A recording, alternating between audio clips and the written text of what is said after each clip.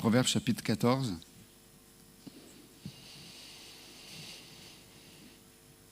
La femme sage, verset 1, bâtit sa maison et la femme insensée la renverse de ses propres mains.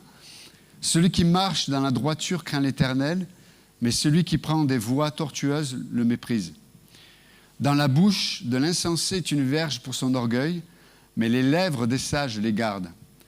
Il n'y a pas de bœuf, la crèche est vide, c'est à la vigueur des bœufs qu'on doit l'abondance des revenus. Un témoin fidèle ne ment pas, mais un faux témoin dit des mensonges. Le moqueur cherche la sagesse et ne la trouve pas. Mais pour l'homme intelligent, la science est chose facile. Ok, on va arrêter là. Donc la semaine dernière, nous avions vu ensemble les 2 premiers versets. Je vous encourage à écouter ce qui a été dit. Mais là, le verset 3, « Dans la bouche de l'insensé est une verge pour son orgueil, mais les lèvres des sages les gardent. » Et c'est intéressant de voir comment la parole, ce que nous communiquons, a un impact extrêmement important. Là, quand il est parlé de l'insensé ou du fou, vous savez, la Bible dit que l'insensé ou le fou dit dans son cœur, il n'y a point de Dieu. Okay? Et à cause de cela, parce que, et alors bien sûr, ça peut parler de quelqu'un qui ne croit pas en Dieu, mais ça peut parler aussi de, peut-être nous en tant que croyants, des fois nous prononçons des paroles, on prend des engagements, où on fait de grandes déclarations, mais peut-être ces déclarations sont malheureusement, dans notre âme en tout cas, la résultante de l'absence de Dieu ou de la conscience de Dieu. Et la Bible dit qu'on doit faire attention. Pourquoi? Parce que ce que je vais prononcer, et là, en l'occurrence, il est dit que je vais être corrigé ou je vais être repris à cause des paroles que j'ai prononcées. Vous vous souvenez quand, dans Exode 5.2, Pharaon, tu sais, quand Moïse vient voir Pharaon avec son frère, Aaron, il lui dit, mais l'Éternel te demande de laisser son peuple partir. Et lui, Pharaon dit, mais qui c'est l'Éternel? Qui est l'Éternel? Pour que j'obéisse à sa voix. Hein?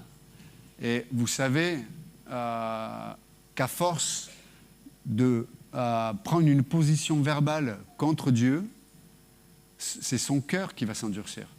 Au point où la Bible dit qu'à un moment donné, son cœur est tellement endurci que Dieu choisit de fermer son cœur pour que Dieu exprime sa justice d'une façon parfaite. Donc, nos paroles, et vous savez, c'est comme des fois dans les détails de la vie, par exemple, vous savez, on peut vivre des moments, des passages difficiles, des fois dans des relations, et c'est dans ces moments-là où on a tendance à parler. On dit, mais voilà mon ami, voilà telle personne à l'église ou au travail, ou voilà comme mon épouse se comporte, ou ma mari. Et puis, on passe un moment difficile, puis on confesse des choses qui font que ça va être difficile de revenir, même si Dieu nous amène à une conviction contraire. Pourquoi?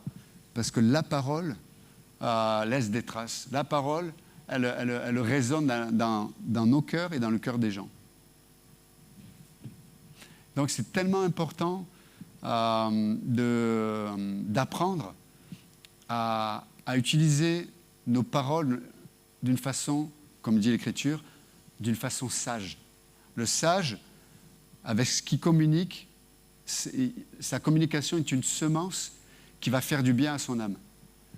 Nous, des fois, on peut utiliser nos paroles, et c'est nos paroles, les paroles que l'on prononce, déjà qui reflètent, comme dit l'Écriture, l'orgueil. Parce que Pharaon, si je prends l'exemple de Pharaon, son problème, c'est pas que Dieu ne pouvait pas le convaincre. Ça a pris 1 an de plaies. Les plaies, ça a duré 1 an en Égypte. Il y avait de quoi être convaincu, oui ou non? Il y avait de quoi être convaincu. Donc, ce n'était pas une question de manque de la part de Dieu d'éléments pour le convaincre. C'est qu'il a résisté, il a endurci son cœur en disant ta solution, ce que tu veux, ta volonté, ta pensée, j'en ai rien à faire. Moi, j'ai déterminé dans mon cœur de rester sous mes positions. Ça s'appelle l'orgueil. Mais l'orgueil va t'amener à avoir des confessions, à faire des proclamations qui vont, à un moment donné, revenir contre toi. Revenir contre toi. Et c'est pour ça que nous sommes appelés à être des semeurs de paix avec nos bouches. Parce qu'après, on peut vivre toujours dans le regret. Hein. Ah, j'aurais jamais dû dire ça. Mais en fait, on fait, des fois, on peut faire toujours les bons constats, mais à l'intérieur, on ne se soumet jamais à Dieu. Donc, on reste orgueilleux. Et donc, les mêmes conséquences vont produire, ou les mêmes sources vont produire les mêmes conséquences. Vous allez reproduire les mêmes paroles, vous allez reproduire les mêmes attitudes, et en fait, vous en sortez pas. Et vous savez, à un moment donné, à force d'accumuler la culpabilité, parce qu'on sait qu'on ne réagit pas ou qu'on ne communique pas de la bonne façon, à un moment donné, on a une capacité limitée dans notre âme de supporter la culpabilité. À un moment donné, quand la culpabilité ne peut plus être supportée, on va prendre des décisions irrationnelles. On va prendre des décisions radicales, mais qui ne correspondent pas à la sagesse de Dieu. Donc, c'est vraiment important d'apprendre à communiquer. Oui, je souffre.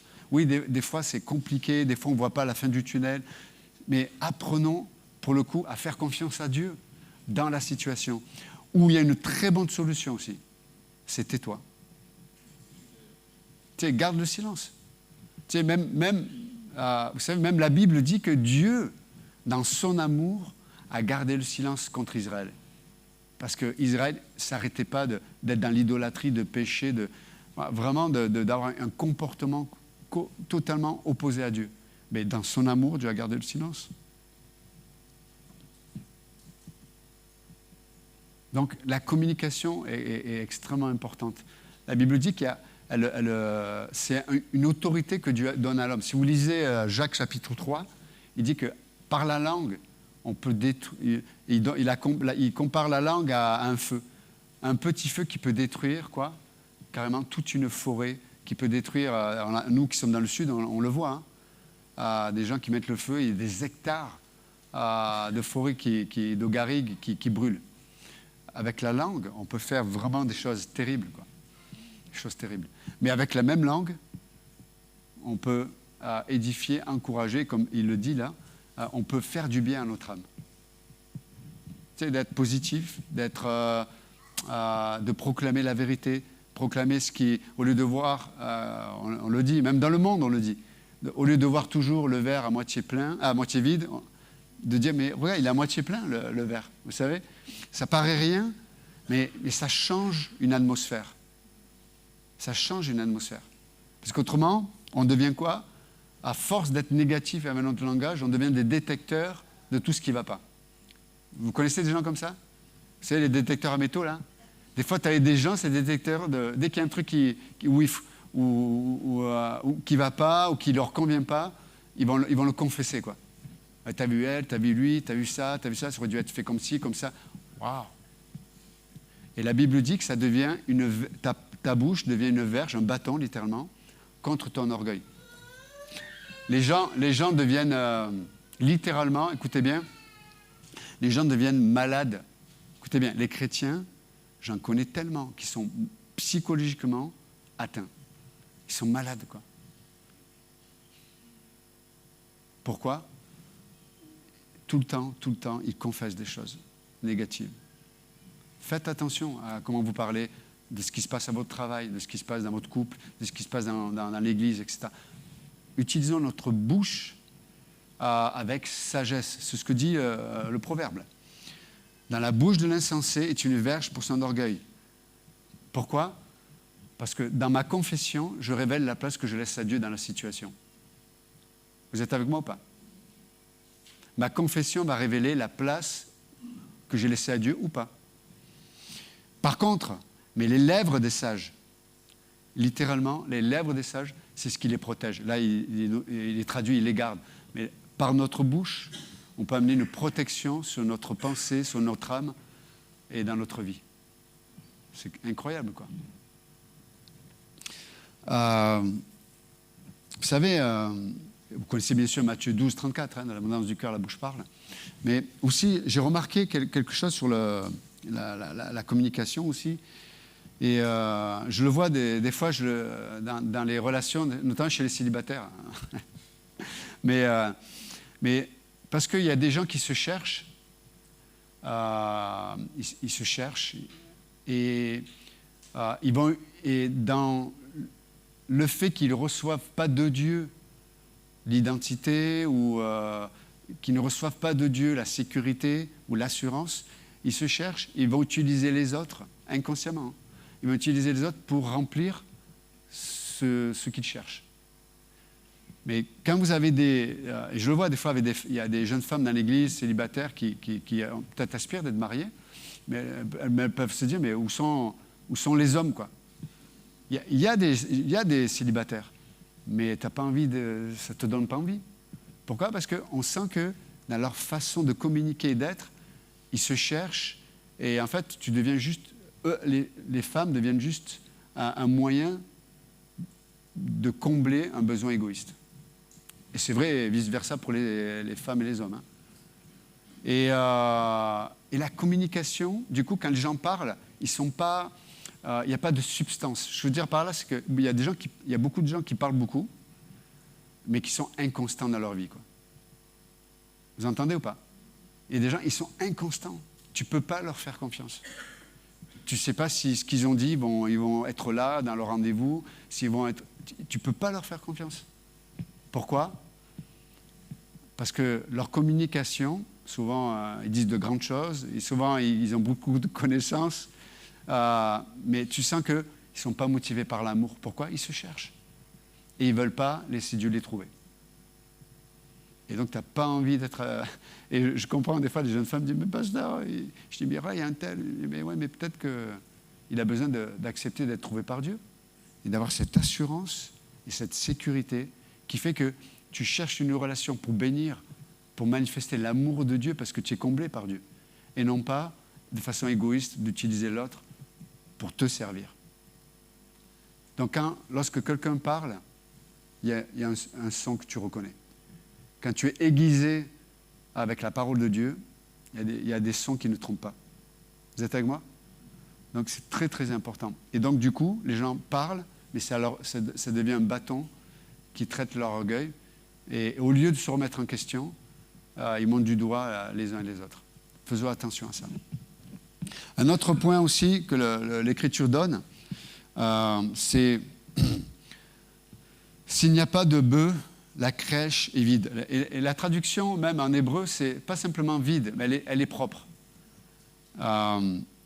C'est la vigueur des bœufs qu'on doit l'abondance des revenus. Pour le dire autrement, il y a des gens, là, à l'occurrence, c'est comme un agriculteur, parce qu'il ne veut pas d'odeur, de mauvaise odeur des animaux, il ne veut pas que ce soit sale, et du coup, il n'y a pas d'animaux dans sa ferme, et du coup... il n'a rien à vendre, il ne peut pas pourvoir à ses besoins, en fait. Et des fois, pour le dire autrement, c'est une forme de perfectionnisme. On peut être tellement... On veut que tout soit carré, que tout soit parfait, et en fait, on ne s'engage jamais, en vérité. Il y a des gens qui ne s'engagent jamais parce qu'ils se disent, il faut que tout soit parfait. Si tout n'est pas parfait, ben, je ne fais rien. Mais mes amis, la vie, c'est une succession de prises de risques. Il faut accepter à un moment donné de remonter ses manches et de mettre la main dans le cambouis. C'est comme ça. Dans les relations, je parlais tout à l'heure des célibataires, dans des engagements, dans des directions de vie. Je veux dire, il va y avoir, le gars qui a des animaux, il va y avoir de la bouse d'animaux, il va y avoir des odeurs, il va falloir traiter les animaux, peut-être des fois ils sont malades. Je ne sais pas si vous avez eu l'occasion d'aller dans des fermes. C'est pas évident. Moi, je viens pas de ce milieu-là. Je viens de notre monde agricole, avec beaucoup d'animaux, mais d'un autre style. Mais quand vous allez, c'est vrai, dans la ferme, etc., c'est des odeurs, il y a des mouches, mais il y a la vie, là. Il y a la vie. Vous comprenez? C'est ce que dit l'auteur, dit donc. Si tu veux la vie mais si tu veux pas, ce que les risques, les problèmes que ça implique. Tout à l'heure, je parlais, encore une fois, des relations. Tu sais, nous, on veut un truc idéal, tu sais. Ok, je veux le mariage, mais je veux le mariage juste avec les bons côtés, quoi. Moi, je veux un mariage où ma femme, tous les matins, elle me masse les pieds. Elle me dit, ça va, je t'ai préparé le petit déjeuner.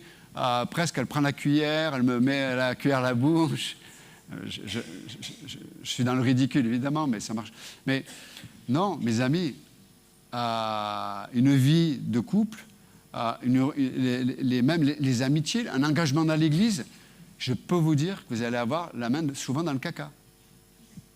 Je vous assure, il va y avoir des mouches, il va y avoir des odeurs, il va y avoir des trucs. Tu te dis, mais c'est insupportable. Oui, mais il y a la vie en même temps. Il y a la vie. Ou alors, si tu veux un truc aseptisé, comme aujourd'hui, on veut des trucs aseptisés aujourd'hui. Tu sais, ouais, il y a plein de bactéries, tout est nickel. Je me souviens quand je suis allé la dernière fois, je suis allé au Togo, c'était à la conférence. On avait pris tous les produits, tu sais, pour désinfecter les mains. J'ai pris, je veux dire, et j'ai été le plus malade de l'équipe. J'ai voulu aseptiser tout. Et je voyais à l'époque le petit Mathias Lenguet, là, qui était tout petit. Lui, il se jetait dans les trous, les trucs. J'ai dit, mais il va mourir. Et lui, il n'a jamais été malade. Et moi, on a failli me rapatrier et tout. Mais non, c'est vrai en plus. Et là, ma femme, elle a dû s'occuper de moi. Heureusement, elle avait un infirmier à l'église. Il m'a mis un cintre avec quelques... enfin bon, bref. On fait comme on peut sur place. Et j'étais là à l'agonie, je me vidais toute la journée. Ma femme était obligée de me tenir aux toilettes avec les odeurs et tout. Et moi, je me vidais. Vous voyez l'image, hein? Là, ça permet de démystifier le pasteur, tu sais. Mais ça montre son amour à ma femme, tu vois. L'amour est aveugle et aussi il empêche de sentir les odeurs. Et il n'y avait pas le Covid à l'époque, elle n'a pas eu le Covid, qui empêchait de sentir les odeurs. Mais en tout cas, vous comprenez, là, l'auteur est en train de nous dire, si vous voulez la vie, n'ayez pas peur de tout ce que ça implique. C'est normal. C'est normal, tu vois. On fait des activités, par exemple la louange, Pasteur Georges, on met la main dans le cambouis, des choses qui sont bien, des choses où on se bat.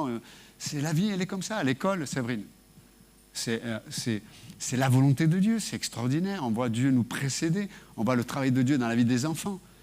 Je peux vous dire, des mouches et des odeurs, et pas les enfants, mais je veux dire, c'est une image. Vous comprenez ce que je veux dire? Il faut mettre la main dans le cambouis, c'est comme ça. C'est pareil. Tu veux, pareil, la paix dans des relations, dans les couples, etc. Il faut que quelqu'un mette la main dans le cambouis aussi.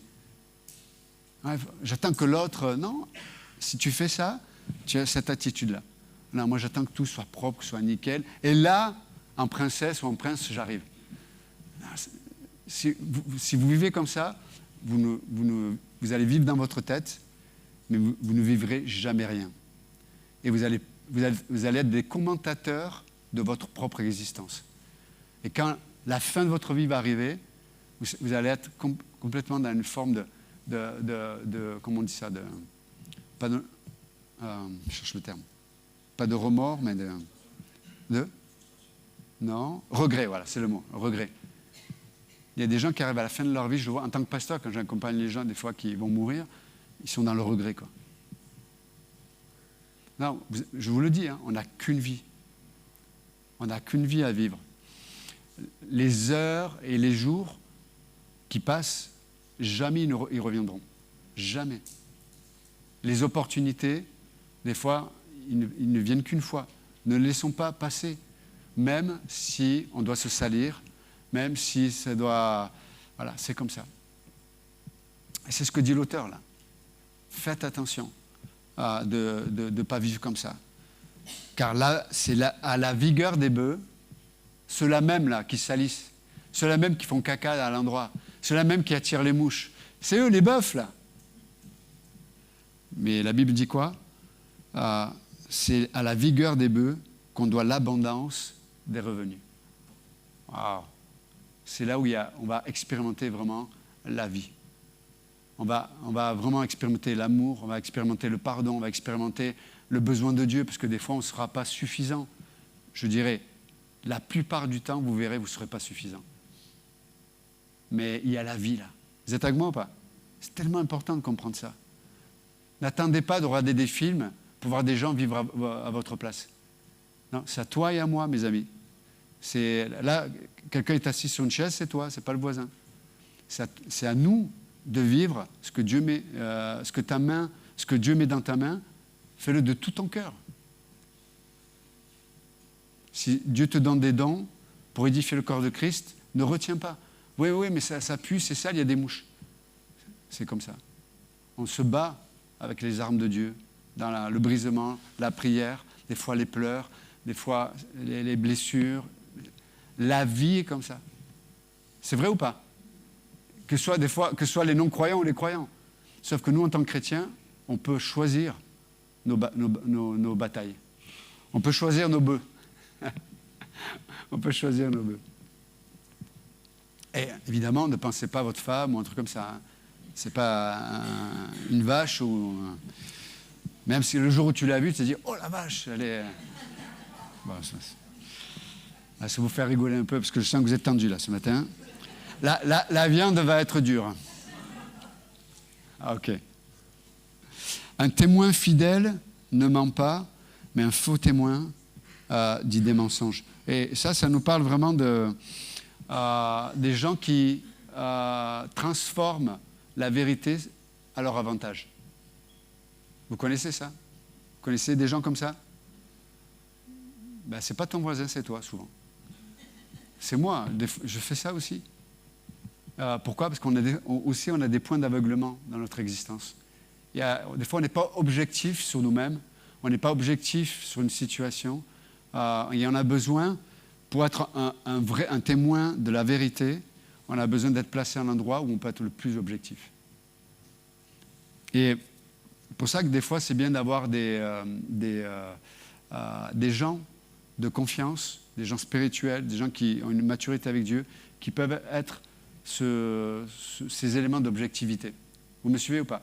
Autrement, on va être des témoins de mensonges. Parce qu'on n'aura que notre vision, que notre perspective, et on ne peut pas avoir tous les aimants en nous-mêmes, quoi. Tellement important. Le moqueur cherche la sagesse et ne la trouve pas. Vous savez, j'ai entendu à plusieurs reprises des gens qui louaient les chrétiens. Ils disaient, waouh, j'aimerais tellement être comme vous. J'aimerais tellement avoir la paix, j'aimerais tellement avoir ce que je vois. Et les gens, ils discernent, hein, des fois. Ils ne savent pas que c'est le Christ, mais ils discernent qu'il y a quelque chose, quoi. Une paix, un repos, un amour.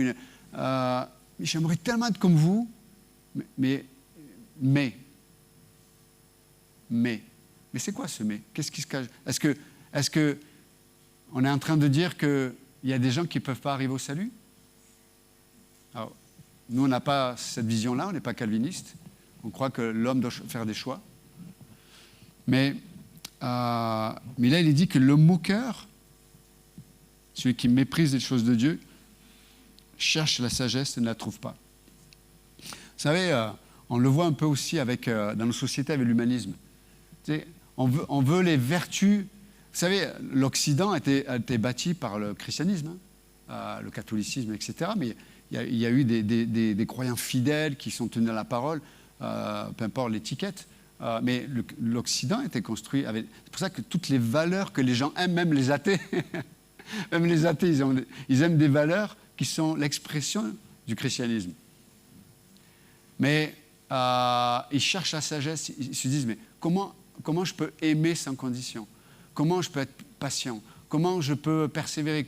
Toutes les vertus de la vie de l'esprit, en fait.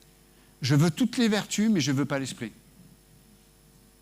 Comme dit Paul, dans les derniers temps, les gens chercheront la spiritualité, mais ils vont renier ce qui en fait la puissance.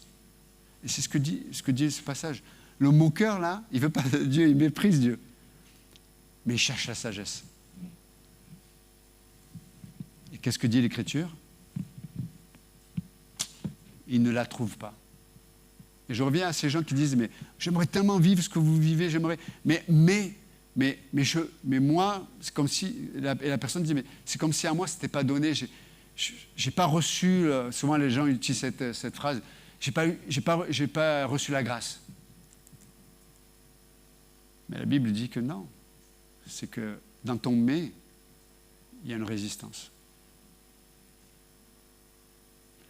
Dans ton mais, il y a je veux, mais à mes conditions.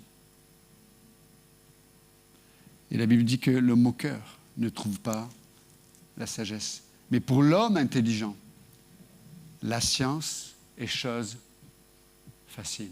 Wow. La science est chose facile. C'est-à-dire qu'elle est là, quoi. Pourquoi?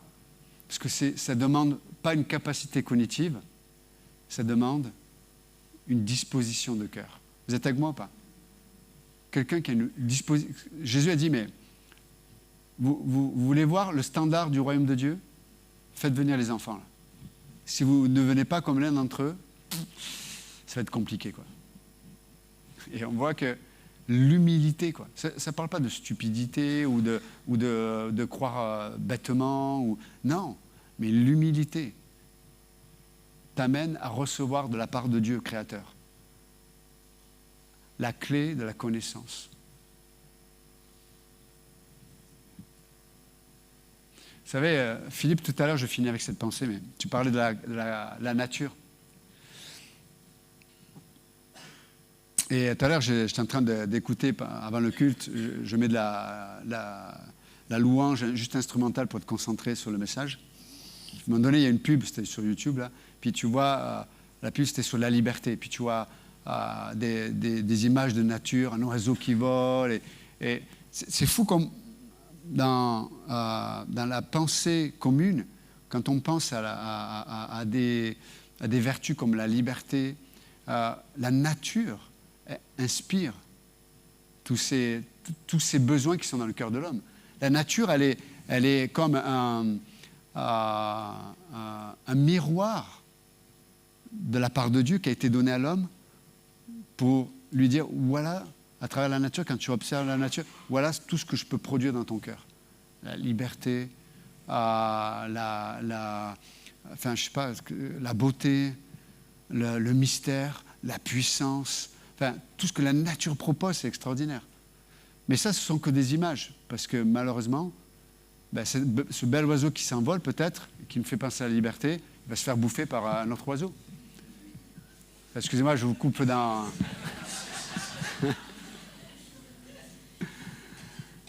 mais pour quelle raison? Vous voyez ce que je veux dire? C'est dans le sens que des fois, on aspire, la nature nous rappelle la motivation de Dieu. Mais malheureusement, la nature nous rappelle aussi le péché. Elle nous rappelle le cœur de l'homme aussi. Donc on aspire à ça. Tu sais, moi, j'adore la nature quand je la vois, etc. Mais on revient tout à l'heure. Tu sais, quand tu vas pique-niquer, ou quand tu vas passer une nuit dans un camping, dans une tente, avec des insectes, moi j'aime la nature, mais sans les insectes. Vous voyez ce que je veux dire? Donc, nous, on a des concepts et Dieu dit non, mais il y a tout ça, quoi. Il y a tout ça. Et la nature, et c'est pour ça que la Bible dit, rappelez-vous, la nature attend avec impatience la révélation des fils de Dieu. Pourquoi? Parce que quand on va être révélé dans notre vraie nature, là pour l'instant on a reçu juste les arts de l'esprit. Là on voit juste un peu en partie, dit Paul. Mais un jour on va être révélé comment Dieu nous a façonnés en Jésus-Christ. Ça c'est un mystère aussi, mais la nature attend ça. Pourquoi? Parce que la nature a connu ça. Elle a connu une réalité avant le péché, où les animaux ne s'entretuaient pas, où il n'y avait pas la mort. C'est pour ça que moi, je crois, alors là je sais qu'il va y avoir un week-end à Mulhouse sur des sujets tels que l'évolution, etc. Et moi, je ne crois pas, quand on étudie le cœur de Dieu dans la Bible, je ne crois pas que Dieu a permis des millions d'années d'animaux qui souffrent, qui s'entretuent, et des millions d'années de mort pour que l'homme apparaisse. Ça contredit ce que Dieu dit de lui-même dans la Bible. Ça contredit. Je ne le vois pas. Et d'ailleurs, entre parenthèses, même sur l'évolution, etc., même les athées, pas chrétiens ou religieux, remettent en question les principes même de l'évolution, par exemple.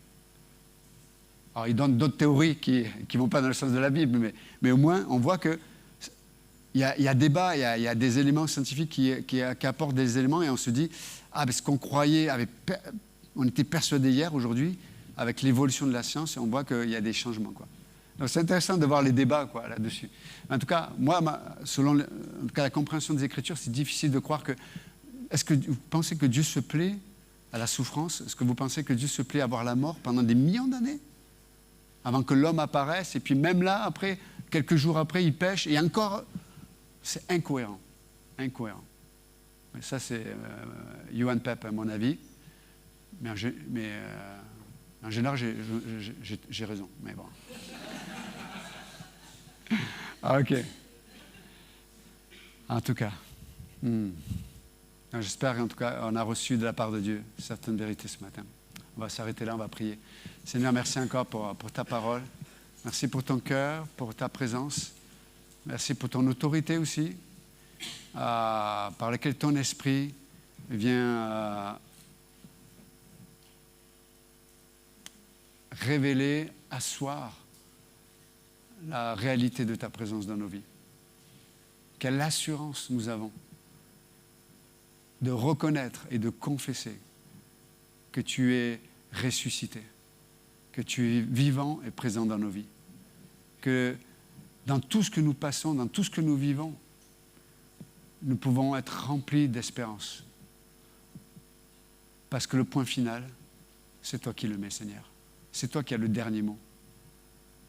Donc merci, Seigneur. Nous te bénissons, nous t'adorons. Juste, aide-nous, Seigneur, à grandir, effectivement, dans la confiance. Tu dis, si on avait juste un peu de foi comme un grain s'élever, tu pourrais demander à cette montagne de se déplacer, elle le ferait. Seigneur, qu'en tout cas que cette foi-là soit présente dans chaque situation de nos vies, que nous puissions penser avec tes pensées, que nous puissions voir avec tes yeux, que nous puissions aimer avec ton cœur, que nous puissions toucher avec ton corps qui a été brisé, Seigneur, avec ce brisement qui fait qu'on peut être rempli de compassion avec ceux qui nous entourent. Merci, Seigneur.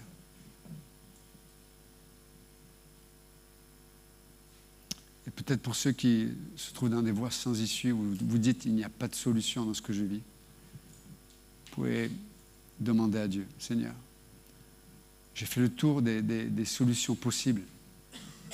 Je vais être à l'écoute de tes solutions, de ton regard et de tes propositions. Merci Jésus-Christ. Te bénissons pour le reste de cette journée, dans le nom de Jésus. Amen. Que Dieu vous bénisse. Merci.